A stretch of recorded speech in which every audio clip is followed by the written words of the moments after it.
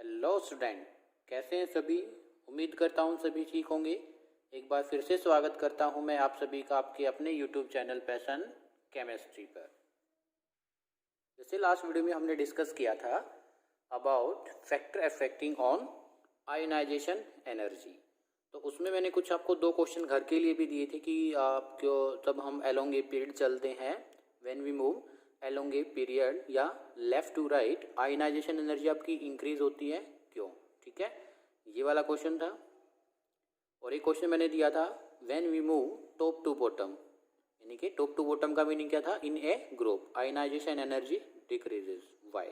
ये क्वेश्चंस मैंने आपको दिए थे और उनका हिंट भी मैंने आपको बताया था कि इनकी हिंट में आपको आंसर कैसे लिखना है। ठीक है, उम्मीद करता हूँ सभी ने किए होंगे। ठीक है, तो चलिए आज का जो क्वेश्चन है ये आयोनाइजेशन एनर्जी की रिगार्डिंग ही है और इसमें आपसे क्वेश्चन पूछ रहा है कि जो एल्किली मेटल हैं, एल्किली मेटल्स जनरली हम जो ग्रुप नंबर टू वाले मेटल ग्रुप नंबर 1 है उनको हम एल्किली मेटल कहते हैं, और एल्किलाई अर्थ मेटल हैं जो ग्रुप नंबर 2 वाले मेटल्स हैं उनको हम एल्किलाई अर्थ मेटल्स कहते हैं। क्लियर है। तो इनमें क्या कहता है कि alkali metals have low ionisation energy than एल्किलाई अर्थ मेटल्स। ऐसा क्यों होता है, तो सुनिए। तो सबसे पहले इसकी बात करते हैं कि ये होते क्या हैं। तो ये जो ग्रुप वन में जितने भी एलिमेंट हैं उनको हम एल्किलाई मेटल्स कहेंगे, और जो ये हैं एल्किली अर्थ मेटल्स, ये कौन से होंगे, जो ग्रुप 2 के मेटल होंगे उनको हम क्या कहेंगे, एल्किलाई अर्थ मेटल। इतना क्लियर है सभी को। तो एक एग्जांपल्स ले लेते हैं हम कोई भी। जैसे ग्रुप 1 के एलिमेंट अगर हम लिखें लिथियम, सोडियम, पोटासियम, ये कुछ एलिमेंट मैंने लिखे हैं ग्रुप 1 के, और इधर लिख लीजिए आप बेरिलियम, मैग्नीशियम एंड कैल्शियम। तो अब आपसे ये कह रहा है, देखो, या तो आपसे डायरेक्ट इस लैंग्वेज में क्वेश्चन आ सकता है या आपसे कोई भी ये इस टाइप से मेटल दे करके इनमें कंपैरिजन पूछ सकता है कि बताइए किसकी आयोनाइजेशन एनर्जी ज़्यादा होगी या किसकी आयोनाइजेशन एनर्जी कम होगी। समझ पा रहे हो मेरे क्वेश्चंस को आप। ठीक है, तो इस क्वेश्चंस को टैकल करने के लिए बेटा सबसे पहले वही बात, हमें सभी जो फैक्टर्स पढ़े थे हमने उनको माइंड में अच्छे से सेट करना होगा, उसके बाद ही इस क्वेश्चंस पर हमें क्या करना होगा, प्रोसीड करना होगा। तो सबसे पहली बात, अगर आपको आयोनाइजेशन का क्वेश्चन आता है तो वहाँ पर आप क्या किया करो, जैसे मैं कंपैरिजन करूँगा सोडियम और मैग्नीशियम, तो इस टाइप के क्वेश्चंस में सबसे पहले हम हाइब्रिडाइजेशन लिखेंगे। साइज का है, आयोनाइजेशन एनर्जी का है, इलेक्ट्रॉन एफिनिटी का है, किसी का भी क्यों ना हो, तो सबसे पहले हम क्या लिखेंगे, इलेक्ट्रॉनिक कॉन्फ़िगरेशंस लिखेंगे। क्लियर है ये बात। ठीक है, स्टेप 1 में हम क्या करेंगे, इलेक्ट्रॉनिक कॉन्फ़िगरेशंस लिखेंगे। 1s2, 2s2, 2p6, 3s1। Magnesium की क्या इलेक्ट्रॉनिक कॉन्फ़िगरेशन होगी बेटा जी, 1s2, 2s2, 2p6, 3s2। देखो ये एक ही पीरियड के एलिमेंट है और ये थर्ड पीरियड है, कौन से में, सोडियम और मैग्नीशियम, ये एक ही पीरियड में बिलोंग करते हैं। और पीरियड कौन सा होता है, मैंने कैसे सिखाया था आपको, how we can find out period. So number of जो आपके इलेक्ट्रॉन्स है वो किस सब सेल में फिल है, जो लास्ट इलेक्ट्रॉन है वो किस सब सेल में फिल है वो देखना है। ठीक है, जैसे इसमें एस सब सेल में है तो ये किस में होगा, एस ब्लॉक में होगा, और जो एस ब्लॉक के सामने एन प्रिंसिपल क्वांटम नंबर जो लिखा रहता है, ये क्या रहता है, एन प्रिंसिपल क्वांटम नंबर। ये क्या है, एन प्रिंसिपल क्वांटम नंबर। तो वहां पर मैंने आपको सिखाया था जो प्रिंसिपल क्वांटम नंबर एन की वैल्यू होती है, ये हमें बताती है कि कौन सा पीरियड होगा आपका। क्लियर है, तो ये कौन सा पीरियड है, थर्ड पीरियड है। तो मतलब क्या हुआ, तो देखो ये कौन सी, अगर ये तो मैंने सब सेल दिखाई है, अगर सेल की बात करें तो ये कौन सी होगी, के सब सेल, ये कौन सी, ये होगी एल, और ये कौन सी होगी, एम। क्लियर है, ऐसे ही इसमें के, एल और एम। ये क्यों लिखा मैंने इस तरीके से, क्योंकि इनका क्या होता है, एक आप कह सकते हो ग्रुप बना देते हैं हम। ठीक है, इस वजह से। तो एक बात बताइए बेटा, ये है इसके इलेक्ट्रॉन्स जो आउटर मोस्ट में है, इसको मैं ऐसे रिप्रेजेंट कर सकता हूँ, यस और नो, ऐसे रिप्रेजेंट कर सकते हैं, यानी कि 1 इलेक्ट्रॉन्स कौन से हैं, 3s में ओनली 1 इलेक्ट्रॉन्स, और इधर 3s में कितने इलेक्ट्रॉन्स, ये 3s में 2 इलेक्ट्रॉन्स। अब मेरे को एक बात बताओ, एक बात बतानी है अभी आपको। मैंने तब इलेक्ट्रॉनिक कॉन्फ़िगरेशंस का इफेक्ट बताया था, वहाँ पर मैंने आपको एक बात बताई थी कि जो हाफ फील्ड और फुल फील्ड टाइप की कॉन्फ़िगरेशंस होती हैं वो मोस्ट स्टेबल कॉन्फ़िगरेशन होती है और उसमें से इलेक्ट्रॉन्स को निकालना डिफ़िकल्ट होता है। ठीक है, तो भी एक बात देखो, इसमें 2 आप रीज़न लिख सकते हैं कि जो सोडियम है बेटा जी, इसमें जो इलेक्ट्रॉन है s में 1 है और s में मैक्सिमम इलेक्ट्रॉन कितने आ सकते हैं, 2। कितने आ सकते हैं, 2। लेकिन इसमें कैसा है, 1। तो इसको हम क्या कह सकते हैं, हाफ फील्ड। क्या कह सकते हैं इसको, हाफ फील्ड कॉन्फ़िगरेशन। क्लियर इतनी बात। और इसमें s में मैक्सिमम 2 ही इलेक्ट्रॉन आ सकते हैं और इसमें 2 ही प्रेजेंट है, तो इसको हम क्या कह सकते हैं, फुल फील्ड कॉन्फ़िगरेशन। इतनी बात क्लियर है। तो वहां पर मैंने आपको तब बताया था, कंपैरिजन इनका तो मैंने आपको कराया था, तो कंपैरिजन में मैंने आपको यही सिखाया था क्या, कि जो फुल फील्ड कॉन्फ़िगरेशंस होती है वो मोस्ट स्टेबल कॉन्फ़िगरेशंस होती हैं और उसमें से इलेक्ट्रॉन्स निकालने के लिए higher amount of ionization energy की रिक्वायरमेंट होती है। क्लियर है ये बात। एक तो ये वाला रीजन यानी कि कॉन्फ़िगरेशंस वाला। इन केस ऑफ मैग्नीशियम यानी कि alkali earth metal, in case of alkali earth metal या magnesium, it have full filled type configuration which is more stable as comparison to half filled configurations। Clear है, half field के comparison में full field configuration most stable configuration होगी। एक तो ये बात होगी, और इसमें से इलेक्ट्रॉन्स निकालने के लिए हमें जो आयनाइजेशन एनर्जी है वो इस केस में ज़्यादा लगेगी। तो फर्स्ट रीजन तो क्या है, ये कॉन्फ़िगरेशन वाला, ये रहा फर्स्ट रीजन। क्लियर है। सेकेंड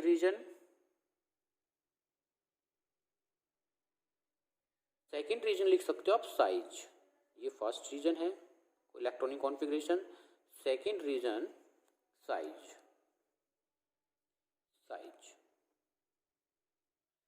तो साइज कैसे वेरी करेगा, अलोंग ए पीरियड साइज कैसे वेरी करता है, तो जो एल्केलाई मेटल से, ऐसे लिखना है, एल्केलाई मेटल से तब हम एल्केलाई अर्थ मेटल की तरफ चले। एल्केलाई अर्थ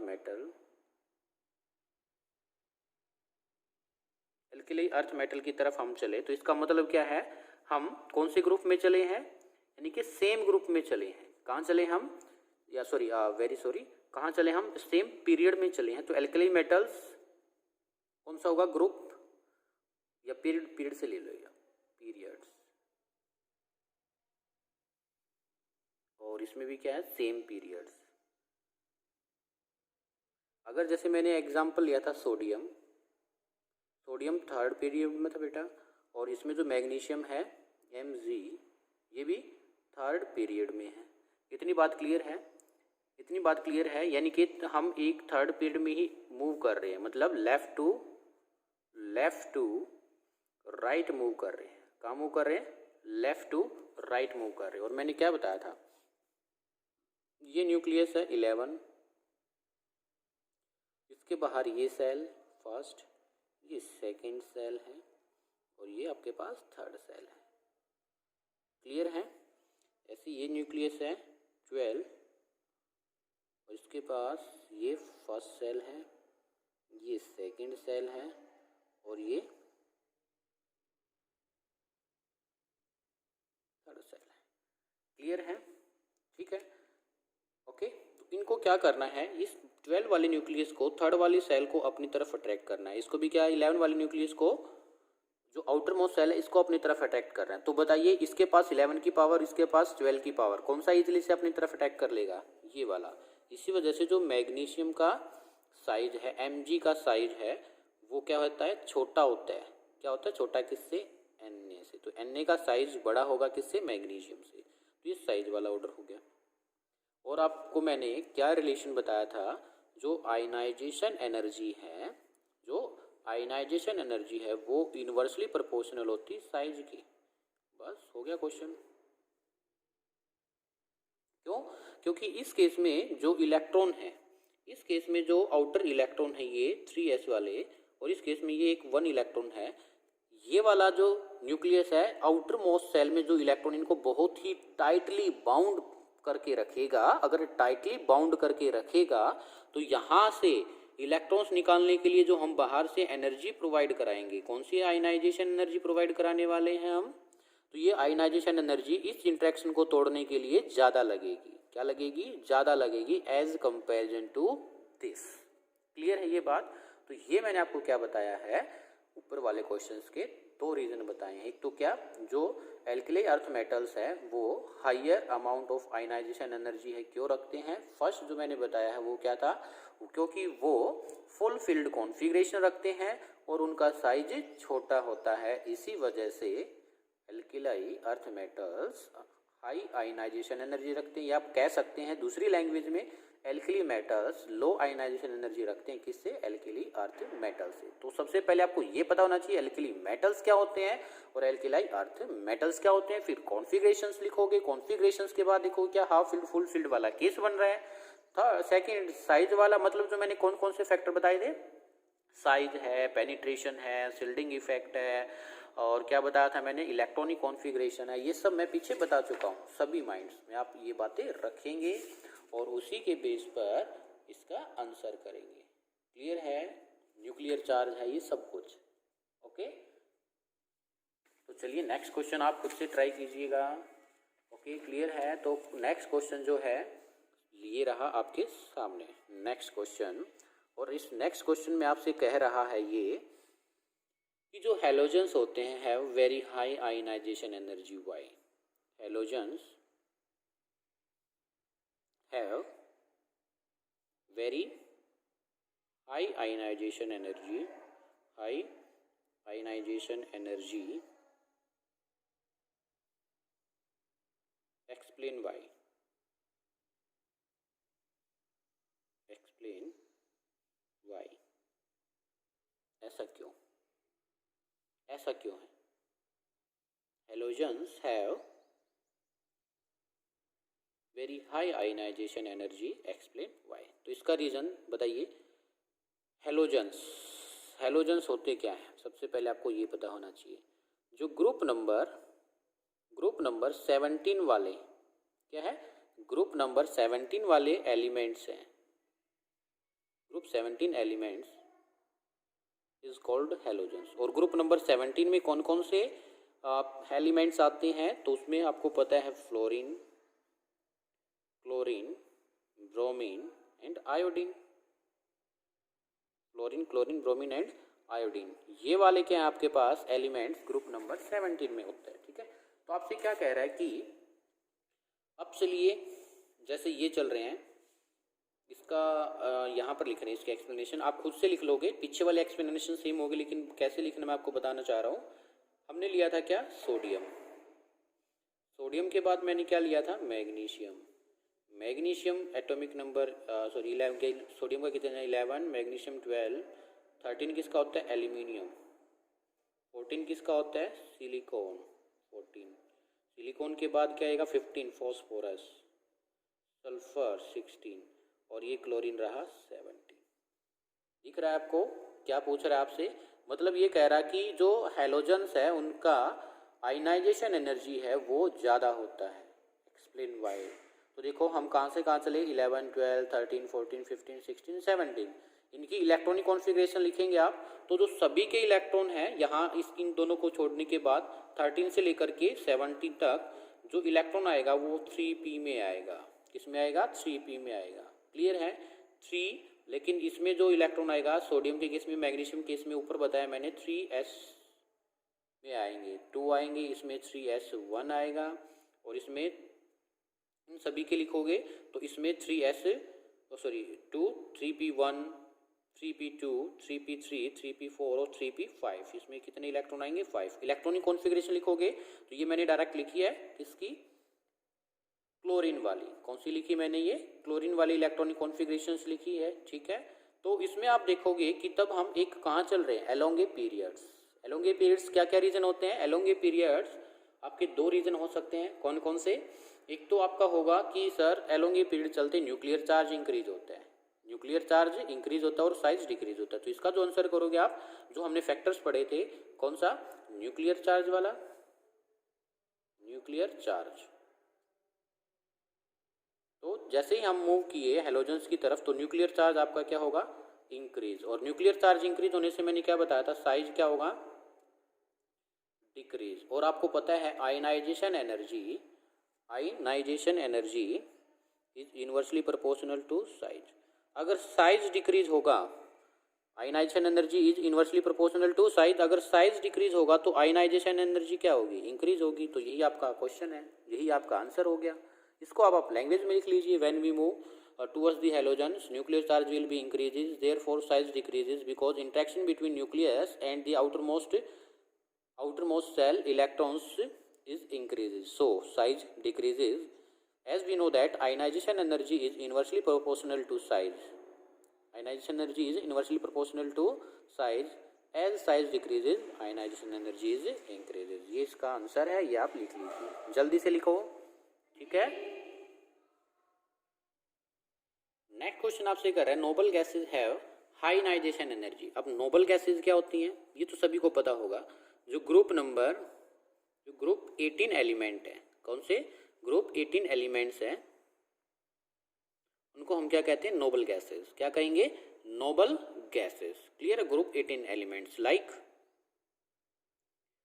नियोन, आर्गन, ठीक है, ये सब क्या है, नोबल गैसेज है। नियोन है, आर्गन है, हीलियम है, ओके, क्रिप्टॉन है, जीनॉन है, ये सब क्या है, इसमें आपके नोबल गैसेज में आते हैं। क्लियर है। अब बात आपसे पूछ रहे हैं, नोबल गैसेज है वो हाई आयनाइजेशन एनर्जी क्यों रखते हैं, तो बताइए। Neon atomic number 10, electronic configuration क्या होगी, बोलिए। इलेक्ट्रॉनिक कॉन्फ़िगरेशन इसकी होगी 1s2, 2s2 और 2p6। क्लियर है। ऐसे अगर हम किसकी बात करें, आर्गन की बात करते हैं, तो इसमें क्या लिखोगे आप, 1s2, 2s2, 2p6, 3s2 and 3p6। तो देखो s, और ये कौन सा है, ये इसके आउटर मोस्ट, नियोन के केस में 2s2p क्या है, आउटर मोस्ट सेल या सब सेल, और इसके केस में क्या हो गया, आउटर मोस्ट सब सेल 3s एंड 3p। इसको क्या करोगे आप, ऑर्बिटल्स में फिल करके देखिए, ऑर्बिटल्स में फिल करके देखिए, तो ये क्या आया, 1 2 3 4 5 6। किस टाइप की कॉन्फ़िगरेशन बनी, जल्दी से बताओ, इनको करके देखिए। ये 2s, ये 2p, 1 2 3 4 5 6, 6 इलेक्ट्रॉन इसमें, 6 इलेक्ट्रॉन इसमें। किस टाइप की कॉन्फ़िगरेशन बनी दोनों के केस में, बताइए। फुलफिल्ड, कैसी, फुलफिल्ड कॉन्फ़िगरेशंस। और फुलफिल्ड कॉन्फ़िगरेशंस आपको पता है स्टेबल कॉन्फ़िगरेशंस होती हैं। कैसी कॉन्फ़िगरेशंस होती हैं, स्टेबल कॉन्फ़िगरेशंस होती हैं। क्लियर है। अगर स्टेबल होंगी तो स्टेबल में से इलेक्ट्रॉन निकालने के लिए आपको जो एनर्जी चाहिएगी वो क्या चाहिएगी, हायर अमाउंट ऑफ एनर्जी। तो क्या है, fulfil configurations, so high amount of ionization energy required. ऐसा क्यों, बिकॉज, इधर बिकॉज का आंसर लिख देते हैं, because fulfilled configuration is the most stable configuration, clear है। ये बिकॉज का आंसर है। देखो ये यहाँ से क्या लिखा, ये तो रीज़न है क्योंकि ये हाई आयनाइजेशन एनर्जी क्यों रखते हैं, फुलफिल्ड कॉन्फ़िगरेशन होते हैं, इसी से हाई आयनाइजेशन एनर्जी रखेंगे। लेकिन हाई आयनाइजेशन एनर्जी होने से ऐसा क्या होता है कि फुलफिल्ड कॉन्फ़िगरेशन होने से ऐसा क्या होता है कि हायर अमाउंट ऑफ एनर्जी की रिक्वायरमेंट होगी। तो उससे ये होगा कि वो मोस्ट स्टेबल होता है, और स्टेबल चीज़ को अनस्टेबल बनाने के लिए higher amount of energy will be required. अच्छा, इसी में क्वेश्चन आपसे अगर मैं पूछ लूँ, इसी में अगर एक क्वेश्चन हम आपसे पूछ लें, तो वो क्वेश्चन आपका ये है कि अगर आपसे पूछे halogen group number 17 and halogen and noble gas के बारे में, ये क्या है, halogen and noble gases which have high ionization energy. ये कह रहा है कि जो आपके पास हैलोजन है और नोबल गैसेज हैं, इन दोनों में से आयनाइजेशन एनर्जी किसकी ज़्यादा होगी। क्वेश्चन है आपके पास ये, ठीक है। तो बताइए चलिए। तो देखो, अगर हम बात करते हैं साइज, इसकी बात करते हैं साइज की, तो जो हैलोजन का साइज है, देखो काफ़ी बच्चे साइज पर क्वेश्चन का आंसर कराते हैं। हैलोजन का साइज है वो क्या होता है, size of halogen is small than noble gases. ये मैं आपको पीछे बता चुका हूँ। नोबल गैसेस से जो साइज है वो छोटा होता है, क्यों? क्योंकि इलेक्ट्रॉनिक रिपल्सन होती है किस केस में, नोबल गैसेस के केस में। इसी वजह से उनका साइज थोड़ा सा क्या हो जाता है, बड़ा हो जाता है। क्लियर है। लेकिन मैंने आपको क्या बताया, बच्चे साइज को सोचकर क्या करते हैं, जिसका साइज छोटा होता है उसको वहां से इलेक्ट्रॉन निकालने के लिए हम higher amount of energy will be required. लेकिन साइज वाला फैक्टर आपको नहीं, साइज वाला फैक्टर आपको डोमिनेंट नहीं करना है। यहां पर डोमिनेंट करना है कौन से वाला, कॉन्फिगरेशन। कौन से वाला, कॉन्फिगरेशन। तो कॉन्फ़िगरेशन क्या है, फुलफिल्ड कॉन्फ़िगरेशन। ये मैंने कल भी बताया था आपको, फुलफिल्ड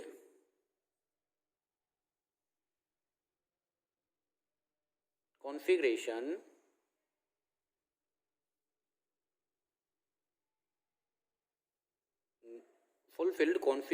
हैव हाई अमाउंट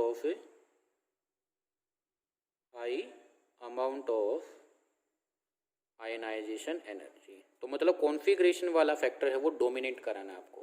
कौन से वाला फैक्टर डोमिनेट कराना है, कॉन्फ़िगरेशन वाला। याद रखना हमेशा, अगर आपको साइज किसी का छोटा मिले लेकिन उसमें क्या हो, साइज छोटा मिले लेकिन जो कॉन्फ़िगरेशन है वो फुल फील्ड या हाफ फील्ड मिल जाए, तो कॉन्फ़िगरेशन वाले फैक्टर्स को डोमिनेट कराना है। क्लियर है ये बात इतनी? तो लिख लीजिए जल्दी से, फिर क्वेश्चन करते हैं हम। आपका क्वेश्चन है ये, why which have high ionization energy in the following elements। Clear है। इन दी फॉलोइंग एलिमेंट्स में से किसके पास हाई आयनाइजेशन एनर्जी होगी वो आपको बताना है। Nitrogen, oxygen, carbon. क्लियर है। तो फिर से वही बात, नाइट्रोजन की इलेक्ट्रॉनिक कॉन्फ़िगरेशन लिख लीजिए, ऑक्सीजन की लिख लीजिए और कार्बन की लिख लीजिए 786। क्लियर है, 786। तो इलेक्ट्रॉनिक कॉन्फ़िगरेशन कैसे आएगी, 1s2 2s2 2p3। इसकी यहाँ तक सेम रहेगी 2p4, इसकी यहाँ तक सेम रहेगी लेकिन 2p में 2 आएंगे। आउटर मोस्ट ये रही सब सेल, यहाँ पर 2s भी आएगा, चलो लिख भी देता हूँ मैं 2s2, ये भी आउटर मोस्ट है, ये भी आउटर मोस्ट है। तो इस केस में एस में कितने इलेक्ट्रॉन, 1 2, पी में कितने इलेक्ट्रॉन्स, 1 2 3। ऐसे ही इस केस में एस में कितने इलेक्ट्रॉन्स, 2, पी में कितने इलेक्ट्रॉन्स, 1 2 3 एंड 4। ऐसे ही कार्बन 1 2, पी में कितने इलेक्ट्रॉन्स, 1 2। क्लियर है। तो अब बताइए, जैसे आप इसमें देख पा रहे हो, नाइट्रोजन के केस में कॉन्फ़िगरेशन देखा करो सबसे पहले, कैसी है, हाफ फिल्ड। कैसी है, हाफ फिल्ड। क्या इस केस में और इस केस में कुछ हाफ फिल्ड टाइप है, बोलो जल्दी से, फुल फिल्ड टाइप है? नहीं सर, इसमें या तो 3 होते या 6 होते तो ये फुल फील्ड बन जाती या हाफ फील्ड बन जाती। इसमें तो एक वैकेंटी है, ये तो नहीं तो फुल फील्ड है, नहीं हाफ फील्ड है, नहीं ये फुल फील्ड है, नहीं हाफ है। फिर देखो, ये तो सबसे पहले क्या है, हाई आयनाइजेशन एनर्जी को सबसे ज़्यादा कौन रखेगा, हाफ फील्ड, यानी कि कॉन्फ़िगरेशन वाला सर आपने हमें सिखाया था। तो नाइट्रोजन की सबसे ज़्यादा आयनाइजेशन एनर्जी हो गई, नाइट्रोजन की सबसे ज़्यादा आयनाइजेशन एनर्जी हो गई। फिर इसके बाद ऑक्सीजन और कार्बन में से देखो, नहीं तो इसके पास क्या है, कह सकते हैं आप फुल फील्ड या हाफ फील्ड टाइप कॉन्फ़िगरेशन, और नहीं इसके पास है। फिर कहाँ चले हम, साइज। कहाँ चले, साइज। तो ऑक्सीजन में से और कार्बन में से साइज किसका छोटा होगा? तो बताइए, कार्बन का एटॉमिक नंबर कितना है? 6। 6 से 7 चले, 7 से 8, मतलब 6 7 8। कहाँ चले हम? Along a period. तो एलोंग ए पीरियड साइज क्या होता है? डिक्रीज। तो साइज छोटा होगा किसका? ऑक्सीजन का। तो ऑक्सीजन का साइज छोटा हुआ, फिर इसके बाद कार्बन, फिर इसके बाद कार्बन। क्लियर है? यस और नो? सभी बच्चे बोलिए क्लियर है। ठीक है, वेरी गुड। ओके, तो ये क्या है? नाइट्रोजन की सबसे ज़्यादा आयनाइजेशन एनर्जी होगी, फिर ऑक्सीजन की होगी, और फिर किसकी होगी? कार्बन की होगी। ठीक है, तो ऐसे क्वेश्चन पूछे जाते हैं बेटा जी आपसे कॉम्पिटेटिव एग्जाम में। Arrange the following in increasing order of their atomic, या कह सकते सॉरी आयनाइजेशन एनर्जी।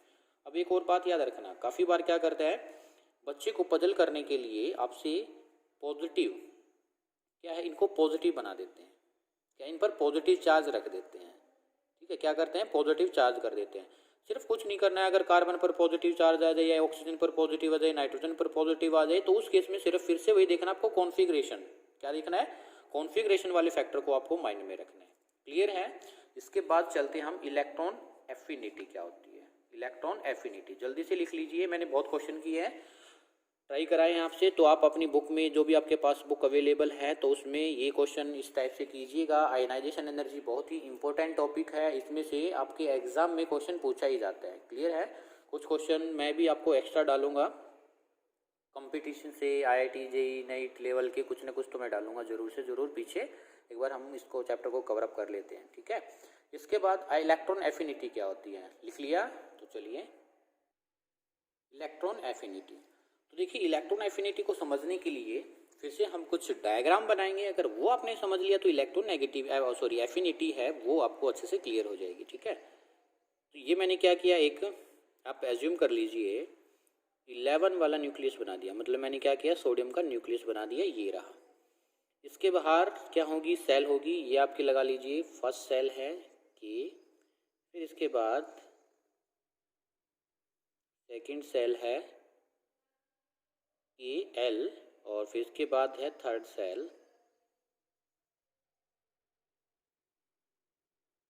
ठीक है, KLM, और आपको पता है इसके M सेल में क्या है? इलेक्ट्रॉन है। क्लियर है? एक इलेक्ट्रॉन है। आप 11 वाला न्यूक्लियस किसका होता है? सोडियम का। ओके, क्लियर है? इतनी बात क्लियर है सभी को? इलेक्ट्रॉन एफिनिटी को समझने के लिए सिर्फ मैंने ये डायग्राम बनाया है, किसका? सोडियम वाला। अब मैं क्या करने जा रहा हूं वो देखिए। इलेक्ट्रॉन एफिनिटी क्या होती है बेटा? इलेक्ट्रॉन एफिनिटी होती है, देखो प्लस में एक इलेक्ट्रॉन है, ये इलेक्ट्रॉन्स, इस वाले इलेक्ट्रॉन्स को मेरे को इसमें ऐड करना है, मतलब कि इस वाले इलेक्ट्रॉन्स को इसमें मेरे को क्या करना है? ऐड करना है। क्या करना है? यहाँ पर ऐड करना है। क्लियर है इतना? तो अगर मैं इस इलेक्ट्रॉन को इस वाले सेल में ऐड करूँगा तो यहाँ से क्या निकलेगी? एनर्जी निकलेगी। क्या निकलेगी? एनर्जी निकलेगी। ये क्या कर दिया मैंने? एनर्जी एनर्जी को एमिट होते हुए दिखा। देखो इस साइड तो मैंने इलेक्ट्रॉन का एडिशन दिखाया है, और इस साइड से मैंने क्या दिखाया? एनर्जी का एमिशन दिखाया। एनर्जी को क्या किया है? एमिट किया है। क्लियर है इतनी बात? बोलिए क्लियर है? हाँ जी, ठीक है, वेरी गुड। अब क्या कहता है कि इलेक्ट्रॉन एफिनिटी वो टोटल अमाउंट ऑफ एनर्जी होती है। कौन सी टोटल अमाउंट ऑफ एनर्जी? जो कि रिलीज होती है तब हम एक एक्स्ट्रा इलेक्ट्रॉन्स को ऐड करते हैं इन ए आइसोलेटेड गैसियस एटम। फिर से सुनिए, इलेक्ट्रॉन एफिनिटी वो टोटल अमाउंट ऑफ एनर्जी होती है जो कि रिलीज होती है कब? तब हम एक extra electron, when we added an extra electron to the outermost shell या सब सेल। क्लियर है ये बात? तो इसको डिफाइन कर लीजिए आप, और साइन की बात कर लेते हैं। यहाँ तब हम इलेक्ट्रॉन्स को ऐड करेंगे तो एनर्जी निकलेगी, उसका साइन हम क्या करेंगे? पॉजिटिव। क्या करेंगे? पॉजिटिव साइन से रिप्रेजेंट करेंगे। तो it is the total energy released, it is the total energy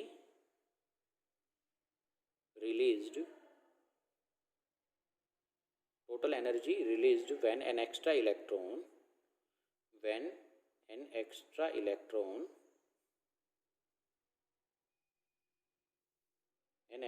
electron is added into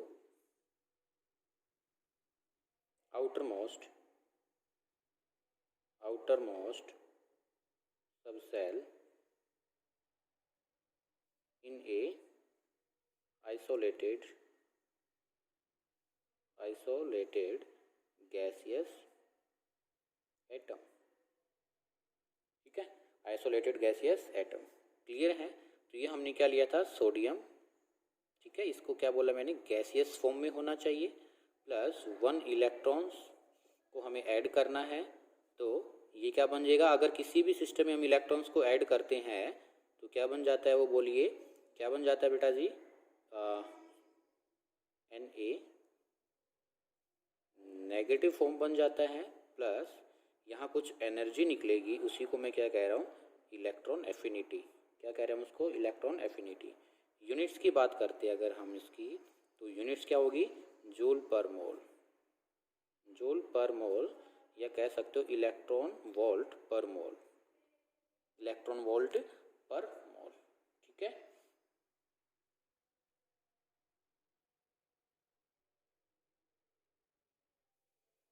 clear है? ऐसे ही अगर हम सक्सेसिव इलेक्ट्रॉन एफिनिटी की बात करें, सक्सेसिव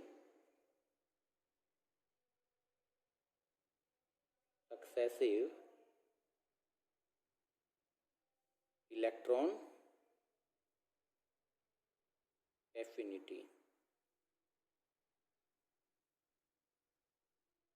तो अब देखिए जो सक्सेसिव इलेक्ट्रॉन एफिनिटी होती है, ये एनर्जी रिलीज नहीं होगी। ऊपर वाली डेफिनेशन में बिल्कुल अंडरलाइन करके देखिए, मैं ब्लैक पेन से अंडरलाइन कर रहा हूँ, ये रिलीज एनर्जी होती है एफिनिटी। लेकिन सक्सेसिव में हमेशा बाहर से एनर्जी क्या करनी पड़ती है, डोनेट करनी पड़ती है, देनी पड़ती है। तो इसको हम कैसे डिफाइन करेंगे, the amount of energy required. अब क्या होगी, एनर्जी रिलीज नहीं होगी, रिक्वायर्ड होगी। Amount of energy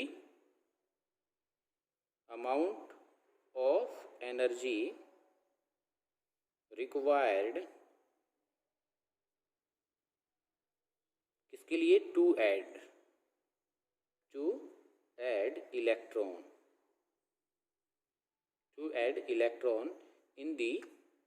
in uni negative bi negative, uni negative हो सकता है, बाई नेगेटिव हो सकता है, bi negative, tri negative and so on. ठीक है, ट्राई नेगेटिव एनायन लिख लीजिए, हाँ, tri negative anion are called second third electron affinity या सक्सेसिव इलेक्ट्रॉन एफिनिटी। एक बात आपको यहाँ से मैं बताना चाह रहा हूँ, देखो ये मैंने क्या किया था, सोडियम प्लस में 1 इलेक्ट्रॉन, चलो मैंने इसमें ऐड करा दिया था, तो इसमें क्या हुआ था, Na नेगेटिव बना था, प्लस इलेक्ट्रॉन एफिनिटी बाहर रिलीज हुई थी। अब इसमें से अगर मैंने Na नेगेटिव, ध्यान रखना, ध्यान से सुनना है बिल्कुल, Na नेगेटिव में अगर मेरे को क्या करना है, प्लस 1 इलेक्ट्रॉन्स और ऐड करना है, तो ये क्या बनेगा, ये Na2 नेगेटिव। क्या बना ये, Na2 नेगेटिव। तो देखो एक इलेक्ट्रॉन सिर्फ जो फर्स्ट वाला इलेक्ट्रॉन ऐड कर दो ना, तब तो आपकी आयनाइजेशन एनर्जी बाहर निकलती, मतलब ये प्लस का साइन बाहर निकली। लेकिन तब सेकंड और इलेक्ट्रॉन ऐड करोगे ना, तब इसको क्या होगा, इसमें बाहर ना निकल के आयनाइजेशन एनर्जी देनी होगी, सॉरी इलेक्ट्रॉन एफिनिटी क्या होनी, देनी होगी। इलेक्ट्रॉन एफिनिटी क्या होना पड़ेगा, इसको देना होगा। तो इस साइन को हम लिखेंगे नेगेटिव से। किससे लिखेंगे, नेगेटिव से। तो ये बात आपको याद रखनी है बिल्कुल अच्छे से।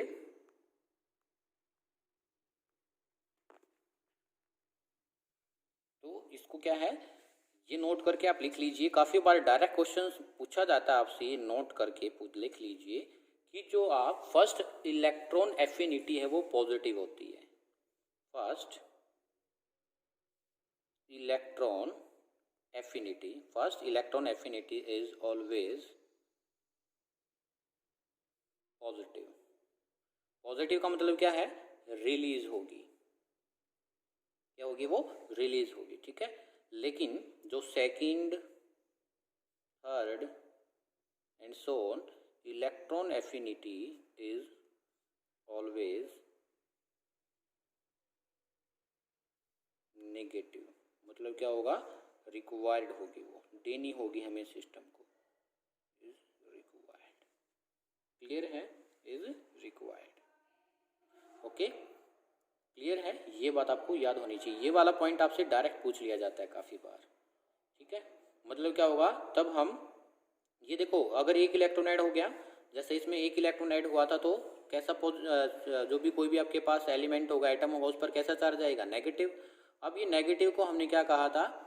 Uni negative. यूनि नेगेटिव में या बाई नेगेटिव या ट्राई नेगेटिव में हम इलेक्ट्रॉन्स तब भी क्या करेंगे? ऐड करेंगे। तो जो एनर्जी है वो देनी पड़ेगी और उसको नेगेटिव साइन से रिप्रेजेंट करेंगे। क्लियर है? ये बात मैंने आपको यहाँ समझाई है। क्लियर है? तो यहाँ पर जो 2 नेगेटिव आया तो इसको मैंने क्या बोला है? Bi negative. ये एन कोई भी सोडियम पर 2 नेगेटिव चार्ज दिखाया, ये क्या दिखाया? By negative. तो देखो एक बात और अंडरलाइन कर लेनी है आपको अपने माइंड में, वो क्या? ऐसा करना तो पॉसिबल नहीं है, लेकिन हम कुछ theoretical, experimentally is not possible, theoretically may be, theoretically हम कह सकते हैं कुछ ऐसा हो सकता है, लेकिन ऐसा एक्सपेरिमेंटली होगा ही नहीं। मतलब ये सिर्फ एक अजम्पशंस है कि ऐसा हो तो आपकी इलेक्ट्रॉन एफिनिटी है वो कैसे होगी। क्लियर है? फिर इसके बाद फैक्टर्स को मैं शॉर्ट में करूँगा, क्योंकि जो मैंने क्या किए थे, आयनाइजेशन एनर्जी वाले किए थे, उन्हीं से कुछ कनेक्ट करते हुए चलेंगे, और जो डिफरेंट होगा उनको हम क्या एक्सप्लेन करते हुए चलेंगे, ठीक है। फैक्टर अफेक्टिंग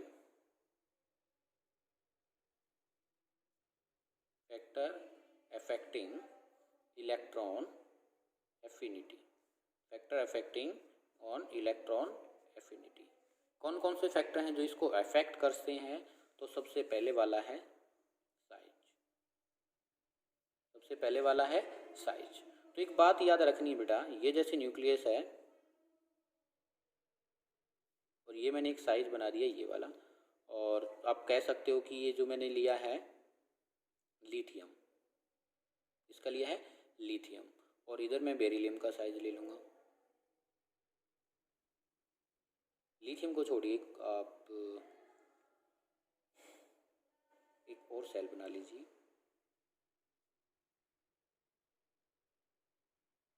क्लियर है?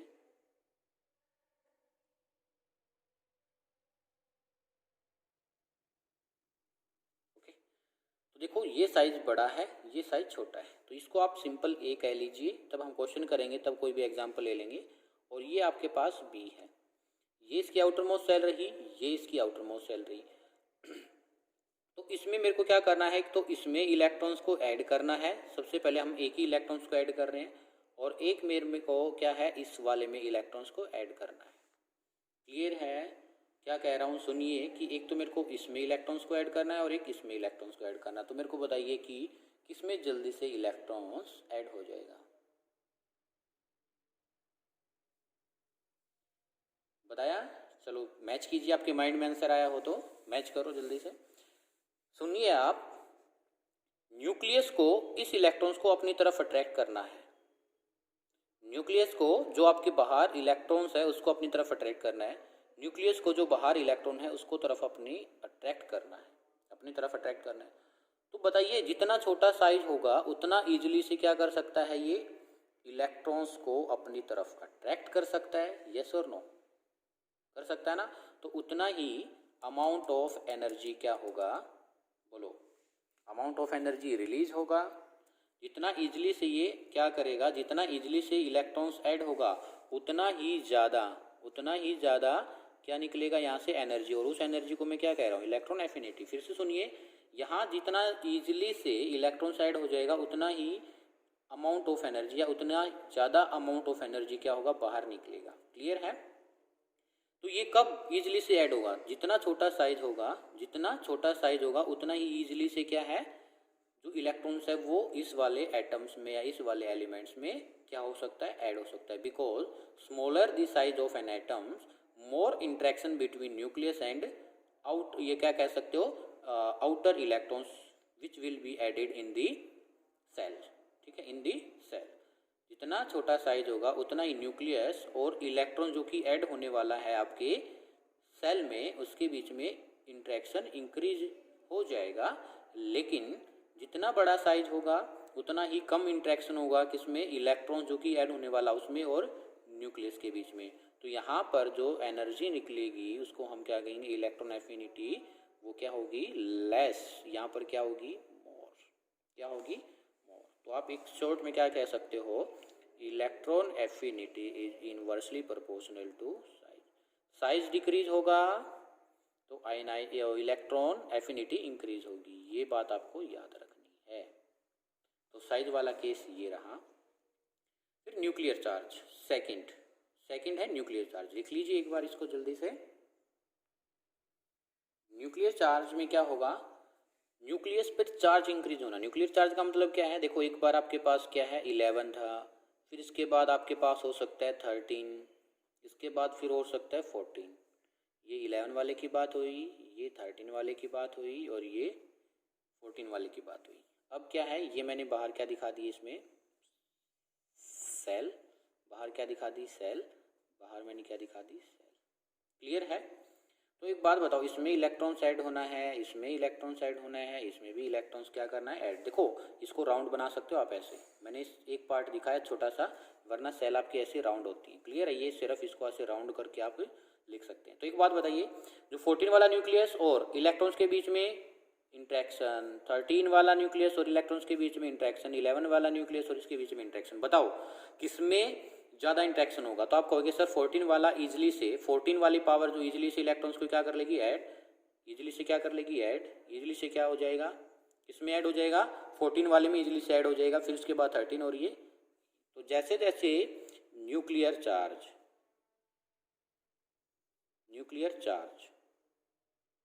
इंक्रीज होगा वैसे वैसे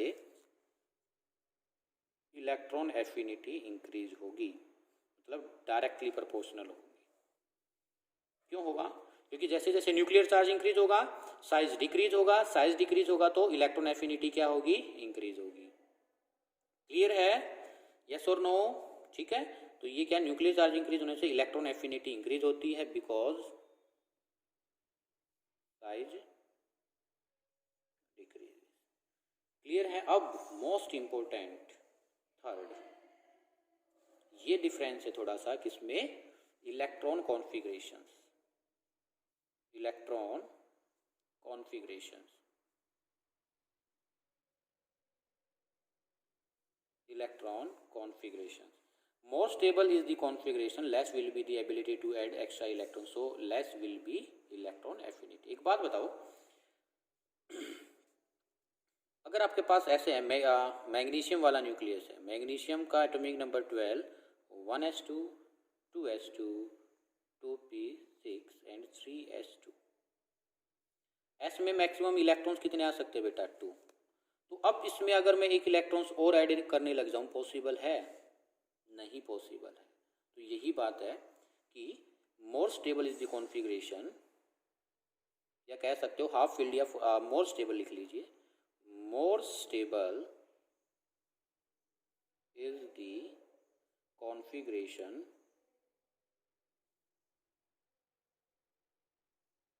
more stable is the configuration, less will be the ability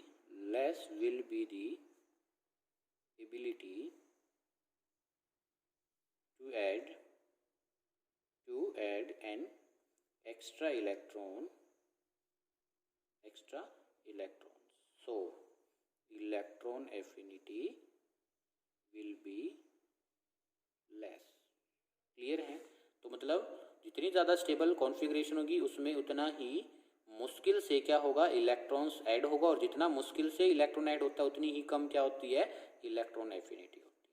clear है? तो ये क्या थे फैक्टर्स थे okay.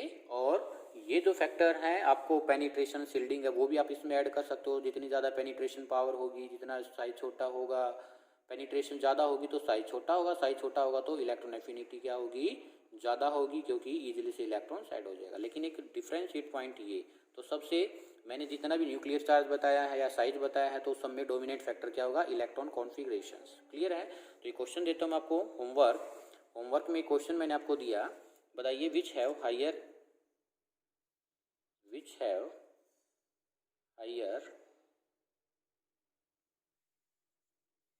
Electron affinity in the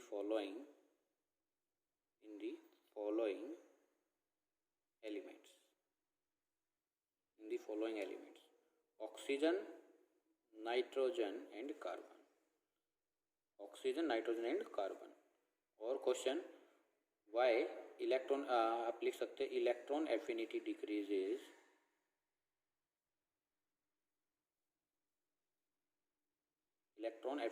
decreases down the group why, question है ये। ठीक है। इलेक्ट्रॉन एफिनिटी इंक्रीजेज, ये इंक्रीजेज का साइन है, electron affinity increases when we move left to right, ये कह सकते हो इन ए पीरियड। ये 3 क्वेश्चन आपको घर से ट्राई करने हैं।